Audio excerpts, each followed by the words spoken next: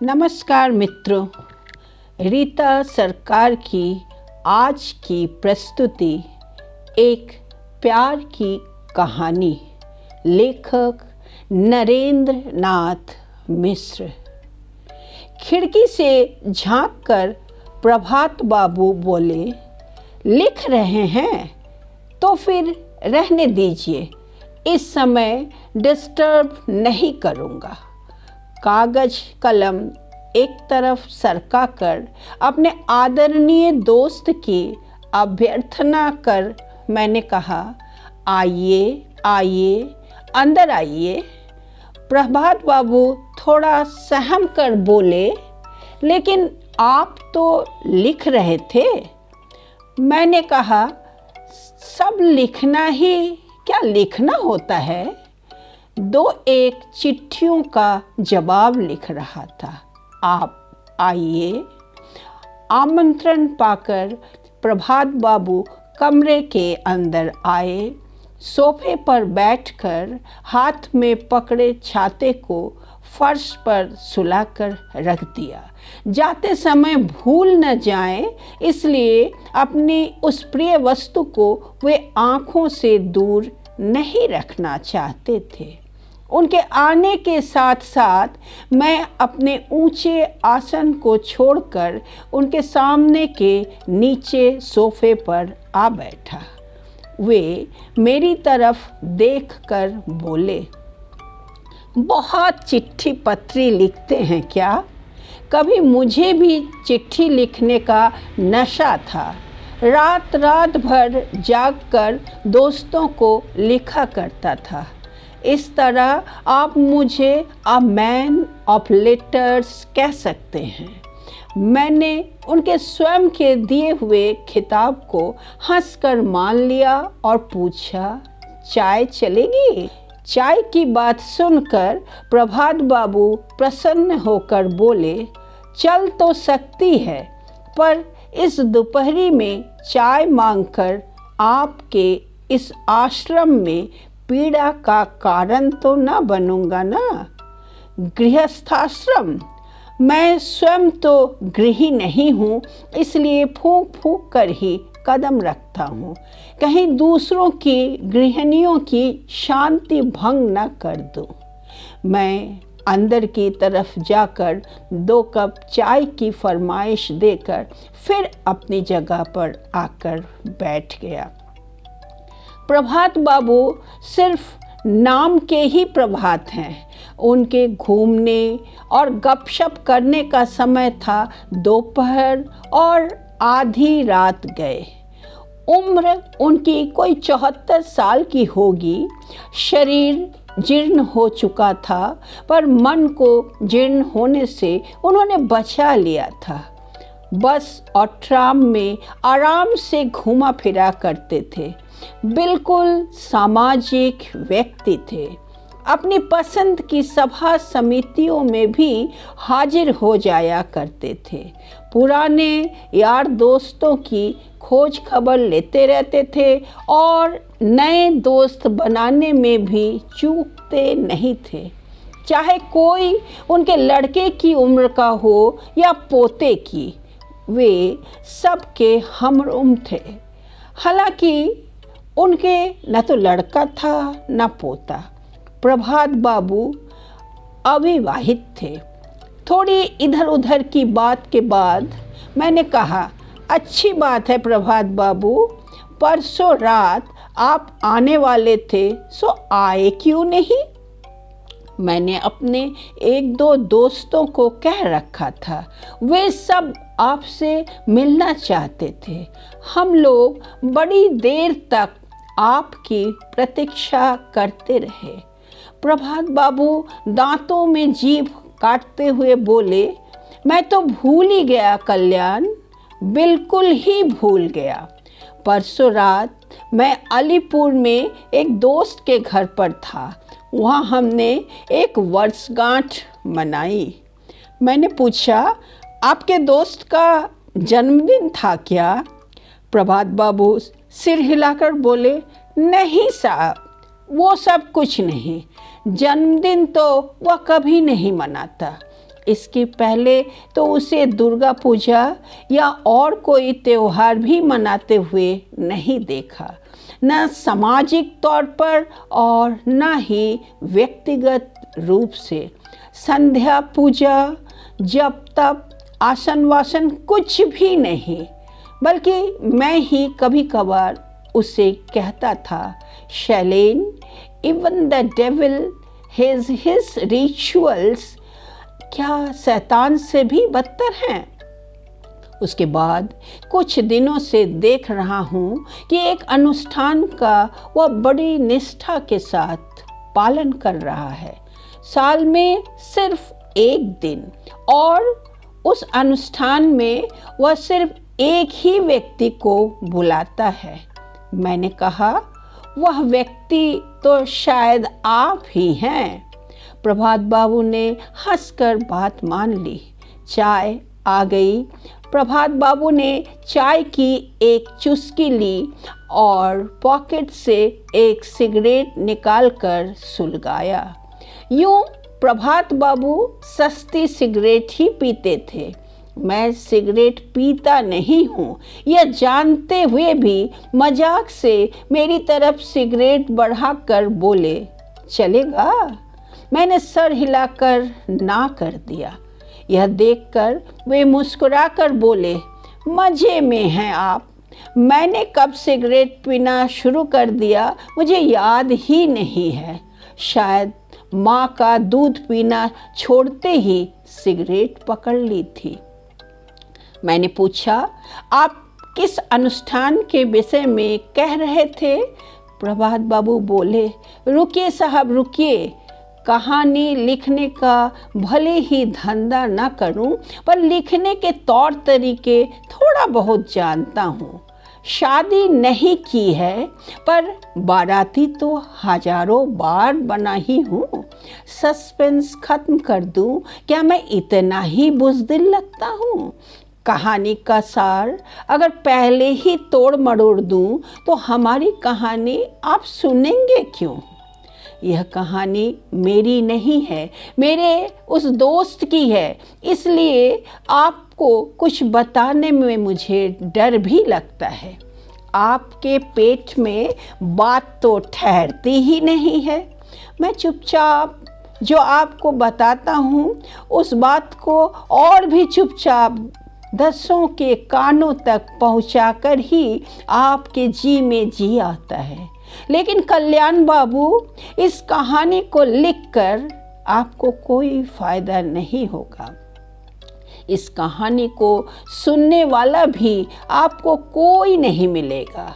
पुराने दिनों की कहानी है, पुराने दिनों की बात है, लेकिन हम लोगों के लिए वह नई ही थी। हमारी जवानी के दिन थे वह। पुराने ज़माने की बात ही समझ लीजिए, कोई आधी सदी पहले की बात रही होगी। फिर भी कभी कभी लगता है बस उसी दिन की तो बात है। ऐसा कभी कभी ही लगता है, और फिर कभी लगता है वे दिन कितने पुराने थे।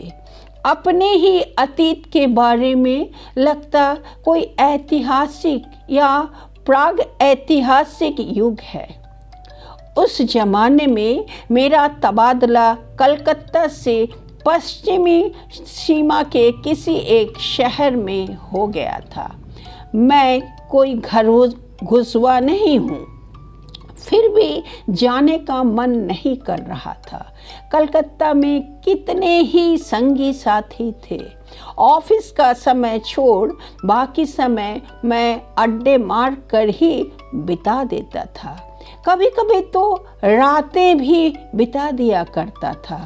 उस अड्डे में साहित्य था, संगीत था, नाटक था, पर जहाँ मेरा तबादला हुआ था वहाँ नौकरी के सिवा और क्या था?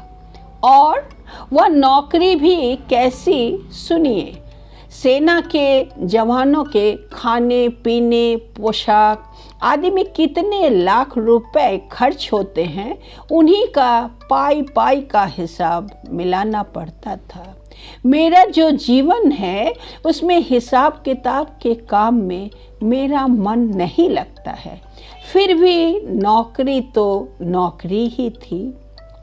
पति को प्यार ना करते हुए भी सती नारी को उसी पति के घर को संभालने के अलावा चारा ही क्या है। उस शहर में एक मध्यम किस्म के मेस में जाकर मैंने अपना डेरा डंडा जमाया। कितना अकेला और संगीहीन मैंने अपने को सोचा था। देखा बात वैसी नहीं थी। हमारे मेस के कमरे में ही एक छोटा मोटा अड्डा बैठता। गाना बजाना, गपशप, हंसी मजाक, ताश, शतरंज सब कुछ चलता। इसे छोड़ जिन्हें दूसरे तरह के नशे की आदत थी वे अपना और इंतजाम कर लेते थे। हमारे उसी अड्डे में इस शैलेन सेन ने भी आना शुरू किया। शैलेन और मैं सहकर्मी थे, एक ही विभाग में काम करते। फिर भी शैलेन मेरी तरह नहीं था। खूब मन लगाकर काम करता था। गुणी लड़का था, पर गुण से भी अधिक उसका रूप आँखों के आगे आ जाने वाला था। मेरा दोस्त होने से क्या होता है, वह मेरी तरह काला और कुत्सित नहीं था। लंबाई में वह मुझसे 1 या 1.5 इंच छोटा होगा। मैं करीब 6 फुट का हूँ। शैलेन इतना लंबा नहीं था, पर उसमें तो मानो कहीं कोई कमी ही नजर नहीं आती। गोरा चिट्टा रंग, नुकीली तीखी नाक और आंखें, सिर पर घने काले बाल, गठा हुआ बदन। यूं तो शैलेन खिलाड़ी या कसरती जीव नहीं था, फिर भी उसके रूप में नारी की सुंदरता नहीं थी, पौरुष था। उसका पुरुषत्व उसकी गंभीरता में, धैर्य में, स्थिर स्वभाव में फूट फूट कर सामने आता था। मुझे अब लगता है हमारी वह दोस्ती बेमेल की दोस्ती थी। उसके व्यक्तित्व में ऐसा बहुत कुछ था जो मुझ में नहीं था। हो सकता है मुझ में भी ऐसा कुछ था जिसका अभाव वह मन ही मन अनुभव करता होगा। एक दूसरे के प्रति हमारा पहला आकर्षण उसी बेमेल का खिंचाव था। शैलेन हमारे अड्डे में आकर चुपचाप बैठ जाता। कभी कभी मेरे रैक से कोई किताब लेकर पढ़ता रहता, कभी यूं ही बाकी लोगों के कारनामे देखता रहता। लजीला सहमा सहमा सा स्वभाव था। अब तो खैर वह ऐसा नहीं है। सबके चले जाने के बाद अगर समय बचता तो शैलेन मेरे पास आकर बैठ जाता था। तब हम उम्र के समरुचि के 2 दोस्तों के बीच जो बातचीत होती है हम दोनों के बीच भी होती। उस दिन एकांत पाकर शैलेन ने मुझसे कहा, तुमसे एक बात करनी है। अच्छी बात है, बता डालो। पर बात छेड़कर शैलेन चुप रहा। मैंने कहा, क्या हुआ? बात बताने का यह कैसा नमूना है? शैलेन बोला, नहीं, छोड़ो। मैंने कहा, क्यों छोड़ूं? जो तुम कह नहीं पा रहे हो मैं कह देता हूँ। उसके बाद उसी की आवाज़ की नकल कर मैंने कहा, प्रभात भाई, मुझे किसी से प्यार हो गया है। ऐसा वैसा प्यार नहीं, एकदम गहराई तक उतर गया हूँ। अब तुम ही मेरा उद्धार करो। शैलेन बोला, तुम्हें कैसे पता चला? यह बात मेरी ही बात है। समझने में देर क्या लगती है? उस दिन तुम्हारे घर जाकर ही मुझे पता लग गया था। शैलेन चुप रहा।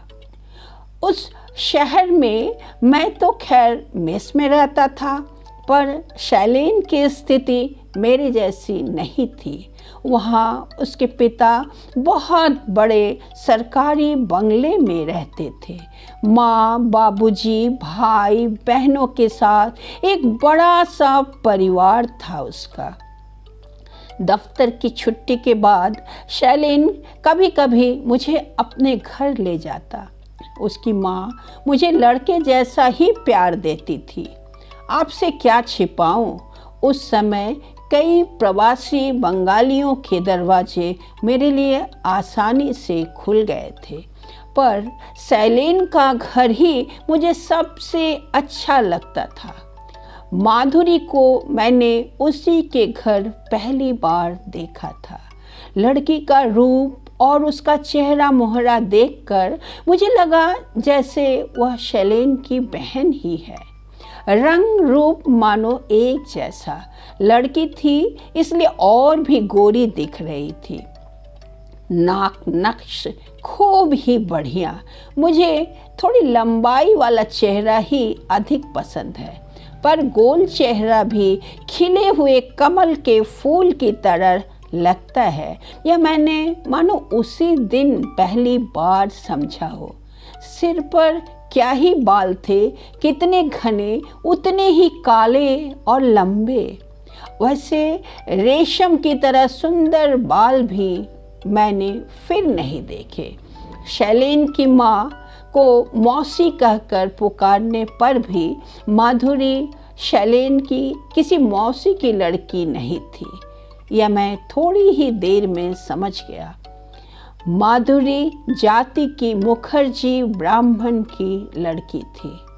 शैलेन का घर जिस मोहल्ले में था वहीं माधुरी का भी घर था। सिर्फ कुछ ही गज का फासला था। दोनों परिवारों में बड़ी घनिष्ठता थी। आना जाना सब चलता था। इस घर की माँ उस घर के बच्चों की मौसी थी, तो उस घर की माँ भी इस घर के बच्चों की मौसी माँ थी। शैलेन ने पूछा, तुमने कैसे भांप लिया? मैंने कहा, भांपा तुम दोनों के लुके छिपे आपस को देखने के ढंग से। तुम्हारी टेबल पर माधुरी के नाम लिखे किताबों को देखकर, उसके गाने की कॉपी में तुम्हारे हाथ से लिखे उसके नाम को देखकर। पकड़े जाने पर शैलेन हंस पड़ा, बोला, इतनी सी देर में तुमने इतना कुछ देख लिया? प्रभु, तुम्हें तो खुफिया विभाग में नौकरी करनी चाहिए थी। शैलेन प्यार से मुझे प्रभु कहकर पुकारा करता था। कभी कभी गुरुदेव भी कहता था। मैं ही तो उसका फ्रेंड, फिलॉसफर और गाइड था। पकड़े जाने पर शैलेन ने सारी बातें मुझे बता दी। कहने के लिए तो वह आया ही था। अपने कैशोर्य, प्यार, सबकी नज़र बचाकर मिलना जुलना, पहली तरुणाई भरे यौवन के नशे की बात शैलेन ने खुलकर सारी बातें मुझे बता दी। एक समय ऐसा था जब वे दोनों सब कुछ छुपाना ही पसंद करते थे। घर के लोगों से छुपाते, अपने से भी छुपाते, पर वैसे दिन नहीं थे। पर अब वे चाहते थे कि उनके प्यार को दोनों घरों के लोग जान जाएं और उसे स्वीकृति दें। जो माधुरी उस घर में लड़की का आदर पाती थी, अब बहू बनकर उस घर में चार चांद लगा दे। जिस शैलेन को इस घर के लोग आदर्श लड़के का सम्मान देते थे, वह एक और मधुर पद का गौरव हासिल करे, जवाई का पद पाले। मैंने पूछा, फिर बाधा किस बात की है? शैलेन बोला, हम लोगों की जात आड़े आ रही है।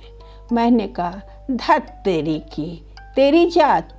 एक काम कर, माधुरी के पिता अगर स्वेच्छा से तुम्हारे साथ उसका विवाह नहीं करे तो तू सुभद्रा हरण कर ले।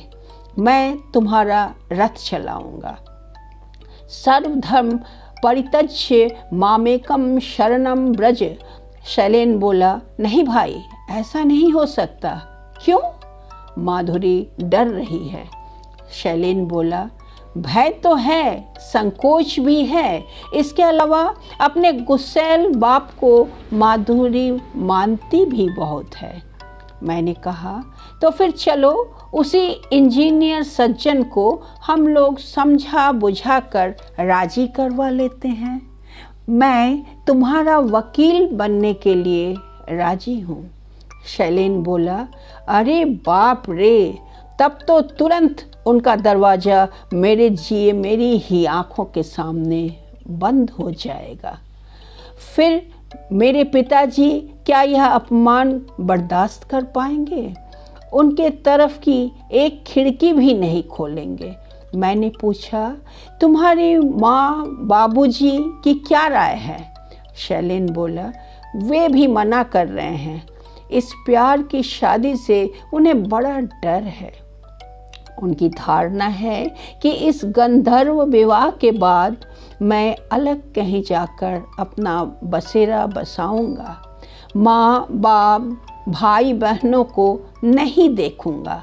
शैलेन खुद तो डरपोक था ही, मैं उसके लिए अपनी वीरता दिखाऊं इसका मौका भी उसने नहीं आने दिया। उसे डर था कि इससे सब कुछ ढह जाएगा। जो थोड़ा बहुत उसे मिलता है उसे भी खोना पड़ेगा। अभी कम से कम एक दूसरे की आवाज़ तो सुन पाते हैं। छुप छुपा कर थोड़ा बहुत प्यार आदर आह्लाद का रस तो ले पाते हैं। इसे खोने का उन्हें बड़ा भय था। मैं हंसकर बोला, शैलेन, तो तुम फिर उस कहानी को लेकर ही जियो, बड़ा कुछ पाने की उम्मीद मत करो। इसके पश्चात दोनों ही घरों में थोड़े दिनों तक शादी के दलाल आते जाते रहे। माधुरी के लिए भी रिश्ता देखा जाने लगा। शैलेन की इच्छा के विरुद्ध उसके लिए लड़कियों को देखना जारी रहा। दान दहेज के साथ जेवर से लदी कन्या बहुत से लोग शैलेन के हाथों सौंपने के लिए राजी थे, पर शैलेन ही राजी नहीं था। शादी के दलाल आते और जाते रहे, पर विवाह के देवदूत प्रजापति दोनों में से किसी के घर उड़कर आकर नहीं बैठे। उसके बाद मैं बदली होकर शिमला चला गया। आने के दिन माधुरी ने अपने बगीचे के लाल गुलाबों का एक गुच्छा मुझे तोहफे में दिया और साथ ही 2 अनमोल मोती की बूंदें भी मुझे मिली। उसकी उन काली झुकी हुई भीगी आँखों की तरफ देखकर मैंने कहा था, मधु, ऐसा क्यों कर रही हैं? माधुरी बोली, प्रभात भाई, हमारा तो कोई दोस्त भी नहीं, हमें भूलना नहीं। मैं अपने दोस्त का प्रतिभू ही हूँ, उससे अधिक कुछ नहीं। फिर भी मुझे ऐसा कभी नहीं लगा कि मुझे कुछ कम प्यार मिला है। मैं शैलेन को टोकता हूँ, पर मैं खुद भी तो थोड़े में पाकर संतुष्ट रहता हूँ। मैं भी तो जीवन भर थोड़ा थोड़ा जोड़कर भीख की झोली भर सका हूँ। प्रभात बाबू ने घड़ी देखी, उसके बाद बोले, बाप रे, अब जरा संक्षेप में बताता हूँ, नहीं तो भाभी डांट पिलाएंगी। जो 1 कप चाय मिलती है वह भी बंद हो जाएगी। शिमला में मेरी बदली के थोड़े दिनों के बाद शैलेन की बदली पटना हो गई। सरकार हमारी भाग्य नियंता जो ठहरी। कभी हम दोनों एक ही स्टेशन पर महीने या साल के लिए एक दफ्तर में होते, एक ही टेबल के आमने सामने बैठकर काम करते, गपशप करते। यह देखकर खुशी भी होती कि उम्र के साथ साथ हम लोगों के चेहरे भी बदल रहे थे। इसी तरह हम जीवन के एक स्टेशन से दूसरे स्टेशन बदली होते रहे, पर एक जगह थी जहां हम नहीं बदले थे। वह थी हमारी दोस्ती। शुरू के 6 महीनों में हम आप से तुम पर उतरे और तुम से तू तक उतरने में भी 2 साल से ज़्यादा नहीं लगे थे। दूर रहते समय भी एक दूसरे की सारी खबर रखते। चिट्ठी पत्री से ही सब मालूम पड़ता था। भेंट तो कभी कभार ही होती। माधुरी की माँ तब तक मर चुकी थी। 2 भाई बड़े हो गए थे। बाप और भी बूढ़े हो गए थे। वह दबंग बाप अब बिल्कुल असहाय सा एकमात्र लड़की पर ही पूरी तरह निर्भर हो गया था।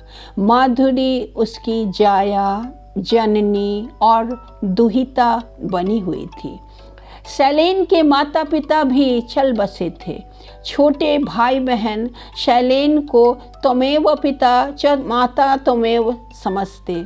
शैलेन ने सबके शादी ब्याह भी कर दिए। सब ने अपनी अपनी नौकरी की जगह पर अपनी अपनी गृहस्थी बसा ली।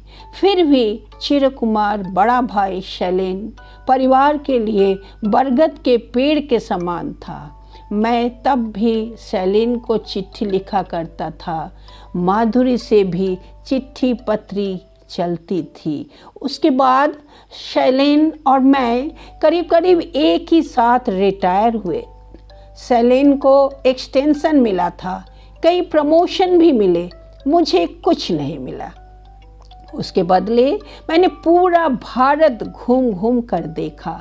रंगमंच पर गालों पर रंग थोपकर, सिर पर नकली बाल लगाकर, बुढ़ापे में रंगमंच पर हीरो बना, बीच बीच में अर्ध साहित्यिक तथा अर्ध राजनैतिक मंचों पर उठकर भाषण भी दिए। अब तो बस धर्म सभा में जाता हूँ, जानता हूँ इस बात पर आप मन ही मन हंसते हैं।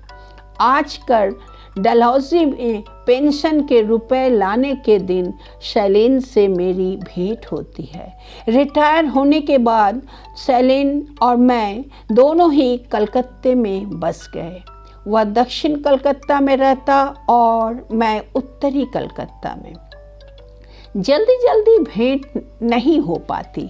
चिट्ठी पत्री भी करीब करीब बंद ही थी। शैलेन ने एक बार लिखा था, तेरे हाथ की लिखावट अब अपाठ्य हो गई है, कुछ समझ में ही नहीं आता कि तूने लिखा क्या है। उसके बाद गुस्से में मैंने उसे चिट्ठी ही लिखनी बंद कर दी। अब तो उससे कभी कभी फ़ोन पर बात कर लेता हूँ। अलीपुर में शैलेन ने एक सुंदर मकान बनवाया है। पहले उसमें उसके भतीजे भतीजियाँ रहते थे, अब पोते पोतियाँ। कोई स्कूल में पढ़ता है तो कोई कॉलेज में। मुझे घर मकान कुछ नहीं बनाना पड़ा। बाप दादा का मकान था ही। भैया के साथ मैं भी उसका भागीदार हूँ, पर सिर्फ नाम के वास्ते। मन ही मन मैं बिना घर बार का हूँ, यह तो आप जानते ही हैं। आखिर घर में रहता ही हूँ कितनी देर। आज से कोई 12 साल पहले की बात है। मैं पेंशन के रुपए गिन रहा था कि किसी ने झटाक से मेरा हाथ पकड़ लिया और बोला, हे परमार्थवादी, अर्थ से इतना लोभ क्यों रे? मैंने देखा मेरे पीछे शैलेन खड़ा था। मैं हंसकर बोला, बुढ़ापे में कामिनी को छोड़ा जा सकता है पर कंचन को नहीं। फल खरीदने में भी पैसे लगते हैं भाई। शैलेन मुझे एक चाय की दुकान पर ले गया। बोला, तुमसे एक बात करनी है। कोने की एक टेबल चुनकर हम दोनों आमने सामने बैठ गए। बुढ़ापा किसी के बाल नोच लेता है तो किसी के दांत छीन लेता है। शैलीन का सिर बिल्कुल साफ था और मैंने दोनों जबड़ों में दांत नकली थे। शैलीन ने कुछ अधिक न बोलकर बैक पॉकेट से एक लिफाफा निकाला, फिर उसमें से एक चिट्ठी निकालकर मेरी ओर बढ़ाते हुए बोला, पढ़ कर देख। मैंने कहा, यह तो तेरी चिट्ठी है। शैलीन डांट कर बोला, आहा, पढ़कर तो देखना, मेरी चिट्ठी जैसे तूने कभी पढ़ी ही नहीं। मैंने लिफाफे में से चिट्ठी निकालकर पढ़ी। कागज पूरे साइज का था, पर चिट्ठी 2 ही लाइन की थी। तुम्हारे साथ कुछ खास बात करनी है, जरूर आना, तुम्हारी माधुरी। मैंने हंसकर कहा, मैं अपनी बात का संशोधन करता हूँ। देख रहा हूँ कामिनी बुढ़ापे में भी नहीं छूटती। कहाँ है वह? शैलीन बोला, उसके भाई सब नौकरी चाकरी करते हैं। माधुरी भी स्कूल में पढ़ाती थी, पर शरीर टूटने के कारण मजबूरन मास्टरी छोड़नी पड़ी। सुना है उसके पिताजी ज़्यादा कुछ नहीं छोड़ गए थे। 30,000 रुपये लड़की के नाम कर गए, लड़कों को भी कुछ कुछ दे गए। हाल की बात तो मैं जानता नहीं था, क्योंकि मैंने कोई खोज खबर नहीं रखी थी। बहुत दिनों से चिट्ठी पत्री भी बंद थी। शैलीन बोला, बहुत दिनों से बीमारी भोग रही है, चल एक बार चल कर देख आएं। सुनू भी उसकी क्या ज़रूरी बात है। मैंने कहा, तू अकेला ही चला जा, मेरे जाने पर तो तुम दोनों के बीच बातचीत ही बंद हो जाएगी। नहीं नहीं, तू भी मेरे साथ चल, आज ही चल। मैंने कहा भी कि फिर कभी चलेंगे, पर शैलीन राजी नहीं हुआ। बोला, न मालूम तेरे साथ फिर कब भेंट हो। हम दोनों ने अपने अपने घर टेलीफोन पर खबर कर दी और बैरकपुर की तरफ चल पड़े। शैलीन टैक्सी लेना चाह रहा था, पर मैंने कहा, पेंशन के गिनती के रुपए बेलगाम मत खर्च कर, चल बस से चलते हैं। चलते समय मैंने कॉलेज स्ट्रीट के मार्केट से 1 दर्जन ताज़ा बड़े साइज़ के रजनीगंधा के फूल के गुच्छे खरीदे। शैलीन मजाक से बोला, तो अब भी शौकीन है। घर स्टेशन के पास ही था। 2 मंजिले के एक फ्लैट में वे लोग रहते हैं। हमारे सांकल खटखटाने पर एक बहू सी औरत ने आकर दरवाज़ा खोला। हमने अपना परिचय दिया। उसने हम दोनों को माधुरी के कमरे तक पहुंचा दिया। एक छोटे से पलंग पर माधुरी सोई हुई थी। बिस्तर बिल्कुल सफ़ेद था और कायदे से बिछा हुआ था। कमरा सुरुचिपूर्ण ढंग से सजा था, पर माधुरी कैसी हो गई थी। बिस्तर से बिल्कुल सट चुकी थी, मानो उसमें उठकर बैठने की भी ताकत नहीं थी। फिर भी हम लोगों को देखकर माधुरी में जैसे नई शक्ति आ गई थी। उत्साह से वह बिस्तर पर उठ बैठी। मेरी तरफ देखकर हंसकर बोली, मैं जानती थी तुम भी आओगे। उसके बाद माधुरी ने क्या कांड किया उसे सुनिए। अपनी दोनों भाभियों को बुलाकर बोली, उस कमरे में लक्ष्मी जी के आसन के पास सिंदूर घोलकर रखा है, जरा ले तो आ। छोटी भाभी सिंदूर ले आई। माधुरी उसे अपने हाथों में लेकर फिर शैलीन के हाथों में देकर बोली, यह सिंदूर मेरी मांग में लगा दो, मैं कुंवारी नहीं मरना चाहती। मैंने आंखें उठाकर देखा, माधुरी के सिर पर घने काले बादलों से बाल अब नहीं थे। उम्र के कारण नहीं, रोग से उसके बाल पतले हो गए थे। बीच बीच में रुपहले बाल भी दिखाई दे रहे थे। शैलीन ने उसकी मांग में सिंदूर भर दिया। भाभी शंख बजाना चाह रही थी, पर माधुरी ने इशारे से मना कर दिया। मैंने कहा, मधु, पके बालों में सिंदूर लगाने के लिए इतने दिनों बैठी रही? दूज के चांद की तरह पतली हल्की सी मुस्कान माधुरी के चेहरे पर छा गई। बोली, प्रभात भाई, अब बाकी के मंत्र तुम पढ़ दो। मैं क्या कोई ब्राह्मण हूँ जो मंत्र पढ़ूंगा? और मैं तो मंत्र मुग्ध हो गया हूँ मधु। फिर भी मैंने 2 लाइनों की आहिस्ते आहिस्ते आवृत्ति कर दी। यदिदम हृदयम तव तदिदम हृदयम मम। उन लोगों ने इसे दोहराया नहीं, पर कान लगाकर सुना। जीवन में कितनी ही बार बारात में गया हूँ, कितनी अजीबो गरीब जगहों पर दुस्साहस भरे अभियान भी चलाए हैं, पर कल्याण बाबू ऐसे बाराती कभी नहीं बना, और न ही ऐसा पुरोहित। उस दिन रजनीगंधा के फूल खरीदना सार्थक हुआ। वे फूल मैंने माधुरी के बिस्तर के एक कोने पर रख दिया। थोड़ी देर के लिए उसकी रोग सैया मानो सुहाग रात की फूलसैया बन गई।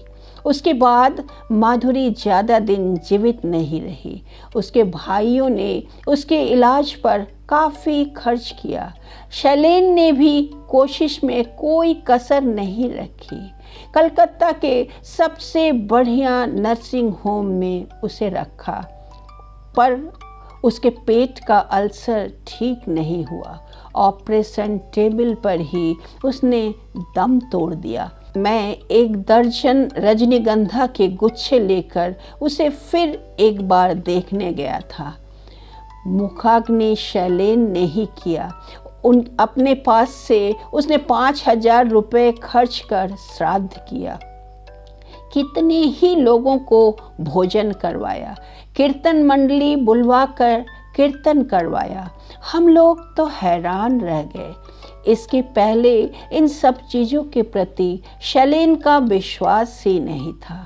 मैं समझ गया यह सब माधुरी की इच्छा थी। उस मधुर हृदय की एक और अंतिम इच्छा का नमूना शैलेन ने मुझे दिखाया। पहले जिस तरह बुक पॉकेट में वह प्रेम पत्र रखकर घूमता था, उसी तरह उन दिनों वह एक मोटा लिफाफा लिए घूम रहा था। माधुरी बोल गई थी, मेरे मरने के पहले इसे खोलना नहीं। खोलने के बाद देखा गया, हरे रंग के उस लिफाफे में कोई चिट्ठी नहीं, बल्कि 30,000 रुपये का एक चेक था जो माधुरी शैलेन के नाम छोड़ गई थी। शैलेन बोला, यह रुपए मैं क्यों लूँगा? मैंने कहा, ले ले, शादी की है, उपहार तो कुछ मिला नहीं, दहेज की रकम क्यों छोड़ेगा? उसमें से कुछ रुपए शैलेन ने माधुरी के भाइयों को दिए और बाकी से माधुरी के नाम से अस्पताल में एक बेड रखा दिया, ताकि गरीब असहाय नारियों की वहाँ चिकित्सा हो सके। उसके बाद से साल में एक दिन शैलेन माधुरी की मृत्यु तिथि का पालन करता है, और उस अनुष्ठान का एकमात्र मेहमान मैं होता हूँ। कमरे की दीवार पर माधुरी की बीच के साइज की एक फ़ोटो टंगी है। यह उसका अब का फ़ोटो नहीं, उस जमाने का फ़ोटो है, उसके यौवन के दिनों का फ़ोटो। उस यौवना की तस्वीर के आगे हम 2 बूढ़े कुर्सी बिछाकर आमने सामने बैठे रहते हैं, चाय पीते हैं, गपशप करते हैं, कभी कभी कुछ भी ना बोलकर चुपचाप बैठे रहते हैं। शैलेन ने मृत्यु के हाथों से एक प्रेम को बचा लिया है, और मैं वार्धक्य के हाथों से एक दोस्त को बचाता आ रहा हूँ। प्रभात बाबू उठ खड़े हुए, छाता सामने रखते हुए। आज से वे उसे भूल कर छोड़े जा रहे थे। मैंने उसे उठाकर उनके हाथों में दिया। वे मुस्कुराकर बोले, थैंक्स। ये थी मित्रता और प्यार भरी कहानी का अंत। धन्यवाद।